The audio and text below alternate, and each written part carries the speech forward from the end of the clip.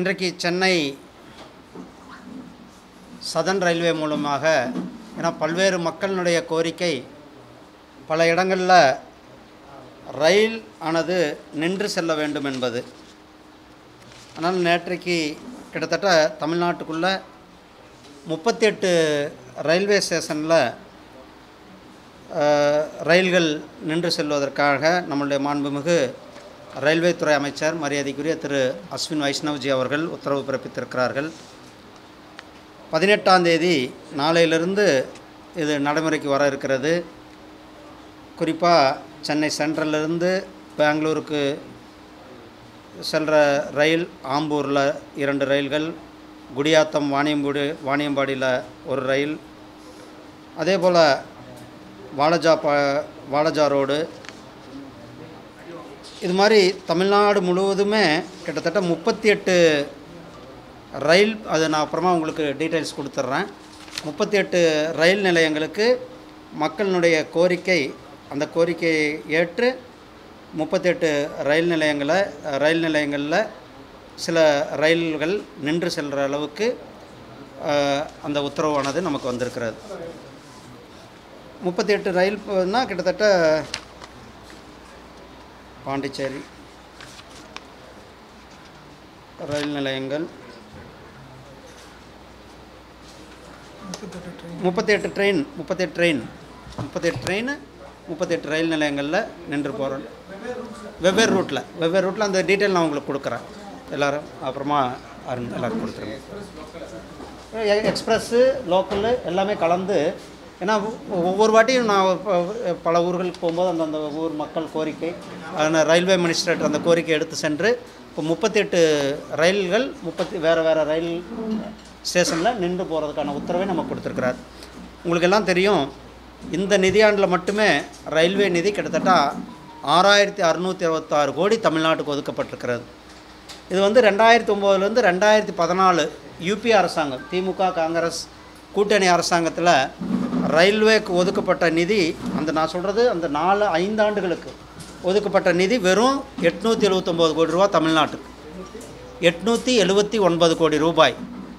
ஆனால் நம்முடைய மாண்புமிகு பிரதமர் திரு நரேந்திர மோடிஜி அவர்கள் இந்த ஆண்டுக்கு மட்டுமே ஒதுக்கி இருக்கிறது கிட்டத்தட்ட 6626 கோடி ரூபாய். போன வருடமும் 6000 கோடி ரூபாய்க்கான நிதி ஒதுக்கப்பட்டது.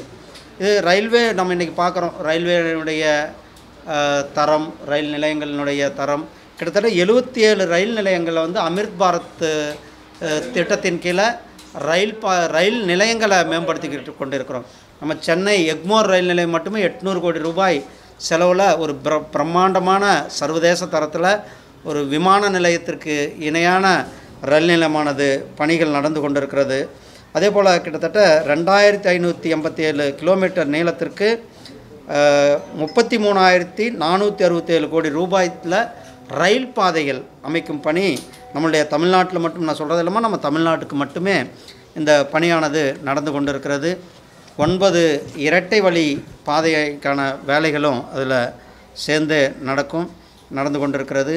இது ரயிலில் வரலாற்றில் முதல் முறையாக இந்தளவுக்கு ரயில்வேயில் அதிகமான வேலைகள் நடப்பது நம்மளுடைய தமிழ்நாட்டில் நடந்து கொண்டிருப்பது என்பது உங்களிடத்தில் இன்றைக்கு சொல்ல வேண்டும் என்பதற்காக தான் இந்த ப்ரெஸ் மீட்.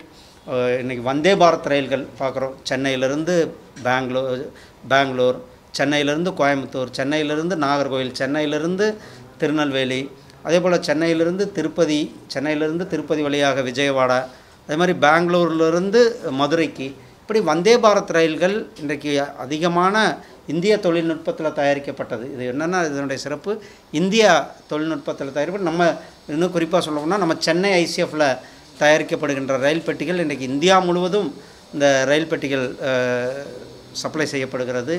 ரயில் பயணம் அனைவருக்கும் ஒரு எளிமையான பயணமாக, மக்களுக்கு பாதுகாப்பான பயணமாக இந்த ரயில் பயணம் இருப்பதற்காக நம்முடைய மாண்புமிகு பிரதமர் திரு நரேந்திர மோடிஜி அவர்களும் மரியாதைக்குரிய ரயில்வே துறை அமைச்சர் திரு அஸ்வின் வைஷ்ணவ்ஜி அவர்களுக்கும் இந்த நேரத்தில் நான் நன்றி சொல்ல கடமைப்பட்டிருக்கின்றேன். ஏன்னா கிட்டத்தட்ட 38 ரயில் நிலையங்களுக்கு இந்த ஸ்டாப் ஒரே நேரத்தில் நமக்கு கொடுத்துருக்கிறார். பல்வேறு நேரத்தில் நான் கோரிக்கை வச்ச கோரிக்கை ஒரே நேரத்தில் நமக்கு அந்த ஆர்டரை போட்டிருக்காங்க. அவர்களுக்கு தமிழ்நாட்டு மக்கள் சார்பாக என்னுடைய மனமார்ந்த நன்றிகளை தெரிவித்துக் கொள்கின்றேன்.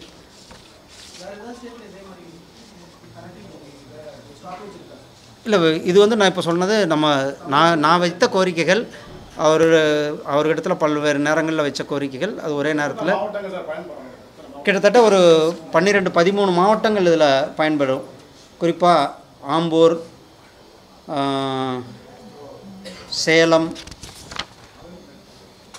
இருக்கூர், சிங்காநல்லூர், கோயம்புத்தூர், அதேபோல் மேலப்பாளையம், திருநெல்வேலி, ஆரன்வாய்மொழி, கன்னியாகுமரி, நாங்குநேரி, திருநெல்வேலி, கொடைரோடு, திண்டுக்கல், சென்னையில் கொளத்தூர், செங்கோட்டை, தென்காசி மாவட்டம், வாடிப்பட்டி, மதுரை மாவட்டம், ஆரணி, திருவண்ணாமலை அந்த சைடு, பாபநாசம், திருச்சிராப்பள்ளி, இப்படி கிட்டத்தட்ட ஒரு 10-12 மாவட்டங்கள் இதில் பயன்படுது. வேறு நீங்கள் ஆனால் நான் டீட்டெயில் இருக்குன்னா நான் உங்கள்கிட்ட கொடுத்துட்றேன், நீங்கள் எல்லாருமே ஷேர் பண்ணிக்கோங்க. ஆமாம், அதனால தான் சொல்ல பல மக்களினுடைய கோரிக்கையை ரயில்வே அமைச்சர்கிட்ட எடுத்து சொல்லி அவங்க ரயில்வே அமைச்சர் அவர்கள் நமக்கு ஒரே நேரத்தில் இதுக்கெல்லாம் ஆர்டர். ஏன்னா இது வந்து ஒரு 6 மாதம் இருந்தது. நான் மக்கள் கோரிக்கை இருந்தோம், என்னுடைய கவனத்துக்கு வந்து ஒரு 6 மாதத்தில் எல்லாத்தையும் நாம் ரயில்வே அமைச்சர்கிட்ட சொல்லி எல்லாத்துலேயுமே இது நம்ம உடனடியாக பண்ணி கொடுத்துருக்கோம்.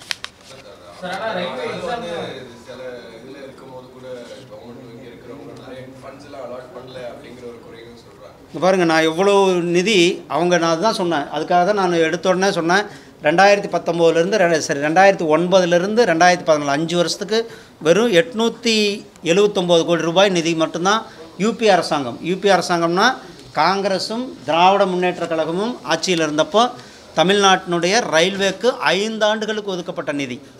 ஆனால் நாம் இந்த ஆண்டுக்கு மட்டுமே நம்மளுடைய மாண்புமிகு பிரதமர் திரு நரேந்திர மோடிஜி அவர்கள் இந்த ஆண்டுக்கு மட்டுமே 6626 கோடி ரூபாய் ரயில்வே திட்டங்களுக்கு தமிழ்நாட்டுக்கு ஒதுக்கப்பட்டு, இதை தவிர்த்து மொத்தமாக ஒரு 33,467 கோடி ரூபாய்க்கு ஏற்கனவே பணிகள் நடந்து கொண்டு இருக்கிறது.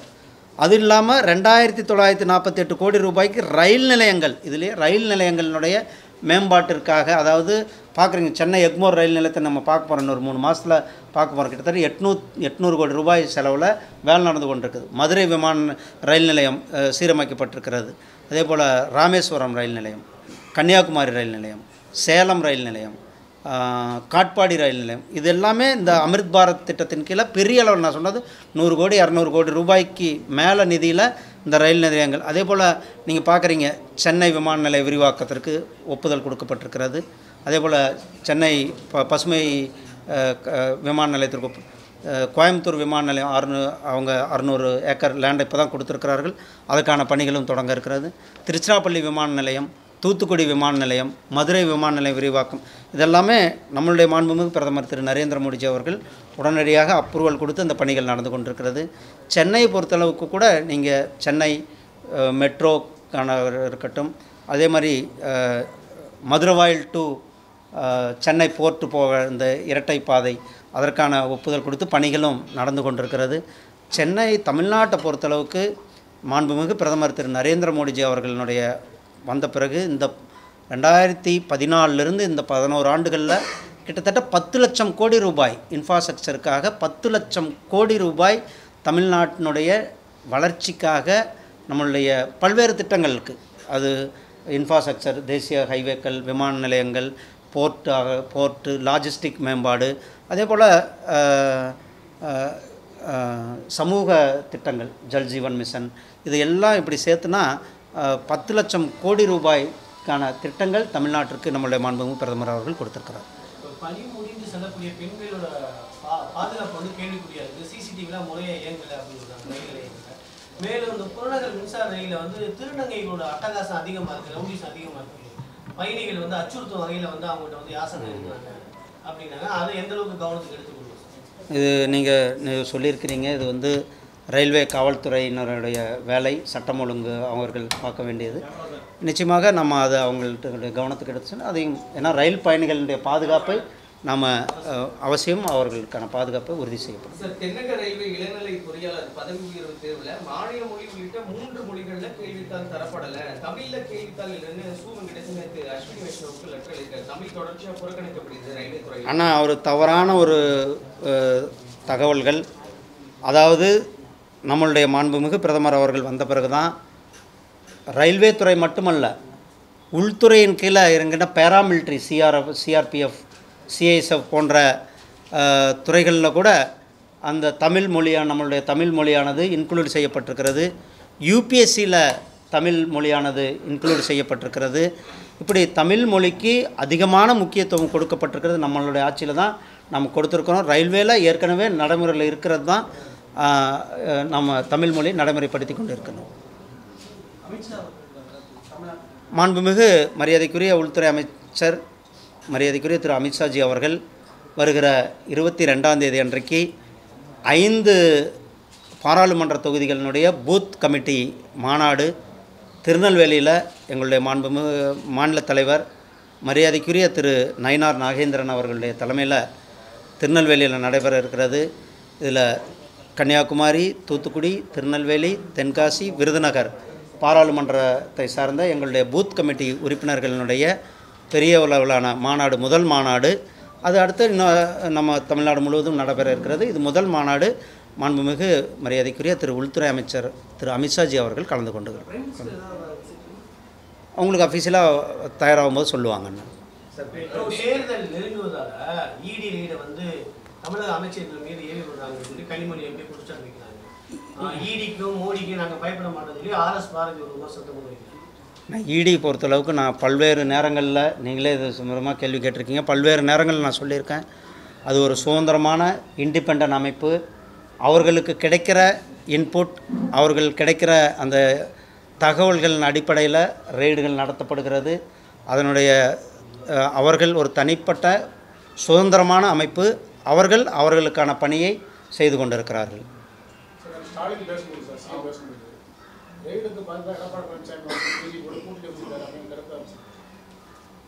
அவர் இன்றைக்கி பேசுவதற்கு ஒன்றுமில்லை. எங்களுடைய கூட்டணி ஒரு வளமான கூட்டணியாக இன்றைக்கு மக்களை காப்போம், தமிழகத்தை மீட்போம் என்ற ஒரு மாபெரும் இயக்கத்தை எங்களுடைய தேசிய ஜனநாயக கூட்டணியினுடைய சார்பில் மரியாதைக்குரிய திரு எடப்பாடி பழனிசாமி அண்ணன் அவர்கள் ஒரு மிகப்பெரிய யாத்திரையை நடத்தி கொண்டிருக்கிறார்கள். அந்த யாத்திரையில் மக்களினுடைய பேராதரவு பெரிய அளவில் கொண்டு இருக்கிறது. எங்களுடைய பாரதிய ஜனதா கட்சியினுடைய நிர்வாகிகளும் எல்லா இடத்துலையும் நாங்கள் கலந்து கொண்டு இருக்கின்றோம். அதே மாதிரி தொடக்கத்தில் எங்களுடைய மாநில தலைவர் அவர்களும் நானும் கலந்து கொண்டு இந்த யாத்திரையில் தொடக்க நிகழ்ச்சியில் கலந்து கொண்டு எங்கெங்கே எங்களுடைய தலைவர்கள் இருக்கிறார்களோ அவர்கள் அந்தந்த பகுதியில் கலந்து கொண்டிருக்கிறார்கள். இது ஒரு மிகப்பெரிய ஒரு தாக்கத்தை ஏற்படுத்திக் யாத்திரை, தமிழகத்தில் ஒரு எழுச்சியை ஏற்படுத்தி கொண்டிருக்கின்ற யாத்திரை. அதை பார்த்து இன்றைக்கு பயந்து கொண்டு திரு ஸ்டாலின் அவர்கள் உளறி கொண்டிருக்கிறார்கள்.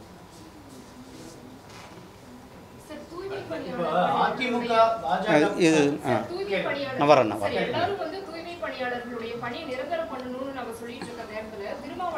நிரந்தரம் செய்யக்கூடாது அப்படின்ற ஒரு விஷயத்தை சொல்றாரு. அது மட்டும் இல்ல, 2 நாளைக்கு முன்னாடி ஒரு அறிக்கை ஒன்று வெளியிடுறாரு, அதில் நிரந்தரம் செய்யணும் அப்படின்னு அறிக்கை வெளியிடுறாரு. திடீர்னு பார்த்தா நேற்று செய்யக்கூடாது அப்படின்னு மாறுபட்ட கருத்தை எப்படி சார் பார்க்குறீங்க?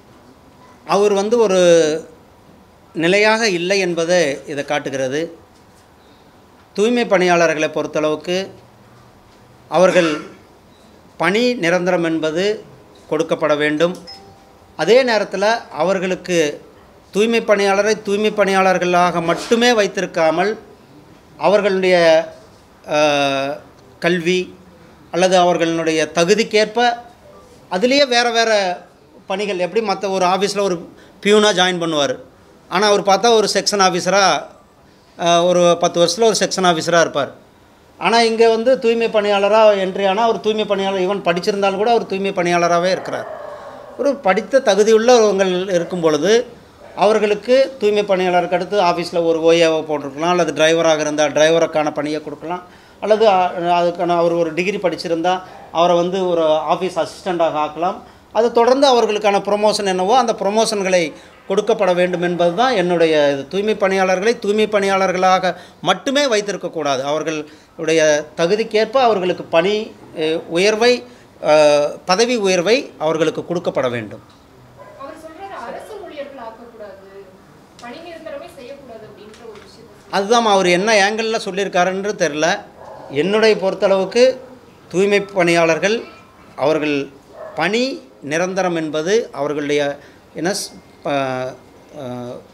பணி பாதுகாப்பு தான் அவங்க எதிர்பார்க்கிறார்கள். பணி பாதுகாப்பும் கொடுக்க வேண்டும். அதே நேரத்தில் அவர்களை தூய்மை பணியாளர்களாக மட்டுமே வைத்திருக்காமல் அவர்களுக்கு தகுதிக்கேற்ப பதவி உயர்வுகளை கொடுக்க வேண்டும். இல்ல இந்த விவகாரத்தை கூட்டணியை உடைக்கிற பாக்குறாங்க. திமுக கூட்டணியை உடைக்கக்கூடிய பணியில எதிர்க்கட்சி ஈடுபடுது. என்னை பொறுத்தளவுக்கு திருமாவளவன் அவர்கள் பட்டியலின மக்களுக்கு ஒரு மிகப்பெரிய துரோகத்தை இழுத்து கொண்டிருக்கிறார். பட்டியலின மக்களுக்கு ஒரு பிரச்சனைன்னா அவர் இந்த கடந்த 5 ஆண்டுகளில் எந்த இடத்துலையுமே வாயே திறக்கலை. பட்டியலின மக்கள் எப்படி போனால் தனக்கு என்ன அப்படின்றது தான் அவருடைய ஒரே எண்ணமாக இருக்கிறது. அவருக்கும் பொறுத்தளவுக்கு அவர் கூட்டணியில் ஒட்டி கொள்ள வேண்டும், கூட்டணியிலிருந்து எம்எல்ஏ ஆக வேண்டும், எம்பிகள் ஆக வேண்டும் என்பது தான் அவருடைய குறிக்கோளாக இருக்கிறதோ வழிய பட்டியலின மக்களினுடைய நலனிலையோ அக்கறையிலையோ சிறிதும் அவருக்கு கவனம் இல்லை என்பது தான் அவருடைய இந்த முரண்பட்ட ஸ்டேட்மெண்ட். நேற்று ஒன்று பேசுகிறார், இன்றைக்கி ஒன்று பேசுகிறார். இதெல்லாம் அவர் ஒரு தடுமாற்றத்தில் இருக்கிறார். கூட்டணியை விட்டு நம்ம போயிடுவோமோ என்ற ஒரு பயத்தில் கூட, அதாவது நம்மளை வெளில அனுப்பிடுவாங்க, நம்ம போய் கேள்வி கேட்டால் நம்ம கூட்டணியிலேருந்து வெளில அனுப்பிடுவோம். வேங்கை வாயில் விஷயம் எடுத்துக்கோங்க, எவ்வளோ பெரிய விஷயம் ஆச்சு. பட்டியலின மக்கள் மேலே தொடர்ந்து தாக்குதல்கள் நடந்து கொண்டு இருக்கிறது. பட்டியலின மக்கள் பல இடங்களில் கோயில்களுக்கு போக முடியல. பட்டியலின மக்கள் பல இடங்களில் இன்றைக்கி இன்னும் சொல்லப்போனால் பட்டியலின மக்கள் தான் அதிகமாக எஜுகேஷனுக்கு வர்றேன். ஸ்கூல் பள்ளிகளில் பட்டியலின மக்கள் படிக்கிற பள்ளிகள் அரசு பள்ளிகள். ஆனால் பல அரசு பள்ளிகள் இன்றைக்கு மூடிக்கொண்டு இருக்கிறது திமுக அரசாங்கம். ஆனால் அதை பற்றியெல்லாம் இவர் கேள்வி கேட்குறதே இல்லை. இல்ல அதுதான் இப்ப பட்டியலின மக்களுக்கு திருமாவளவன் மட்டும்தான் குரல் கொடுக்கணுமா? ஏன் அதிமுக குரல் கொடுக்கூடாதா? ஏன் நீ ஒரு ஜாதிக்குள்ள அடைக்கிறீங்கன்னு ஒரு விமர்சனம் வைக்கிறார். இல்லை, பட்டியலின மக்களுக்காக எல்லாரும் தான் குரல் கொடுத்து கொண்டு இருக்கோம். அதிமுக குரல் கொடுத்துருக்குது. இதை விட பாரதிய ஜனதா கட்சி நாங்கள் பெரிய அளவில் பட்டியலின மக்களுக்காக பட்டியலின மக்களினுடைய கோரிக்கைகளை அதிகமாக எடுத்து மக்கள் மன்றத்தில் கொண்டு போயிருக்கிறது எங்களுடைய பாரதிய ஜனதா கட்சி. அதே போல் தேசிய அளவில் பட்டியலின மக்களுக்கு அதிகமாக முக்கியத்துவம் கொடுத்து கொண்டிருக்கிறது எங்களுடைய பிரதமர் திரு நரேந்திர மோடி அவர். ஆனால் தமிழகத்தில் பொறுத்தளவுக்கு திமுக அரசாங்கத்தினுடைய கூட்டணியில் அவர் இருக்கிறனால தான் அவர்களை கேள்வி கேட்கிறார்கள்.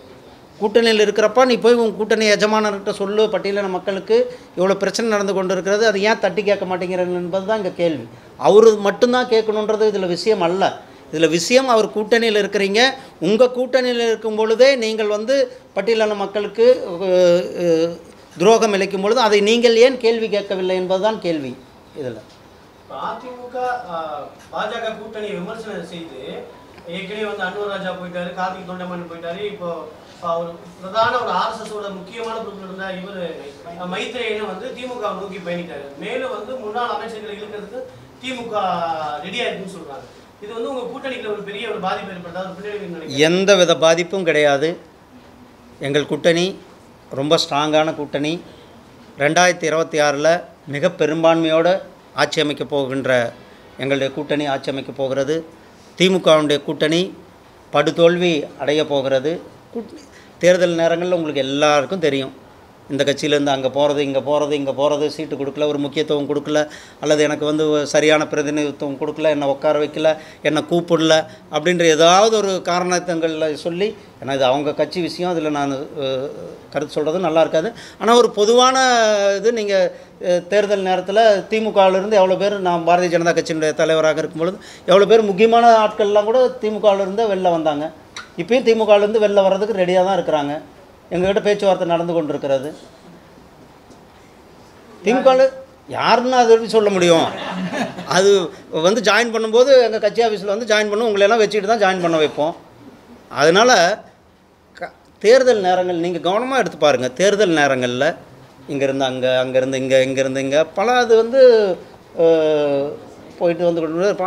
ஆனால் யார் போகிறார்கள், எங்கேருந்து போகிறார்கள் என்பது தான் வெயிட் பண்ணுங்கள். திமுகவிலேருந்து பெரிய தலைவர்கள்லாம் கூட எங்கள் இதில் ஜாயின் அது வெயிட் பண்ணி பாருங்கள். பிராமண சமுதாய வாக்குகளை ஈர்ப்பதற்காக எஸ்வி சேகர், மைத்ரேயன் போன்ற ஆட்களை திமுக ஈர்க்குதுன்னு நினைக்கிறீங்களா? நான் பிராமண சமுதாய வாக்குகள் எப்பயுமே பாரதிய ஜனதா கட்சி பக்கம். அவங்க வந்து தேசியத்தையும் தெய்வீகத்தையும் நம்புகிறவர்கள்.